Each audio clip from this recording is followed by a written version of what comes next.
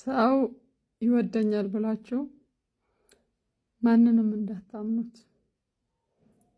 ማንንም ይሁን ማለት ነው። የሰው ልጅ አይታመንም። የሰውን ልጅ ውደደው፣ አክብረው፣ ግን አትመኑ። ምክንያቱም ዊዝን ማይክሮ ሰከንድ ወስደ ሸይጣን ሊለወጥ ይችላል። የሰው ልጅ ክፋት አንዳንዴ ከሰይጣንም በላይ ነው ሀርት የሚያደርገው የሚጎዳው።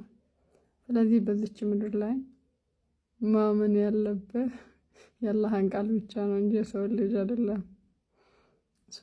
ሲያደንቁህም እንዳይሞቀ ሲተቹህ ትሰበራለህ። ኢንሻአላህ ይሄ ሁሉ ያሳለፋችሁት መከራ አልፎ የደስታን ስጁድ ሽክር የምትወርዱበት ቀን አላህ ቅርብ ያድርግላችሁ። በስመ ፖይንት። ሰላም አለይኩም ወራህመቱላሂ ወበረካቱ።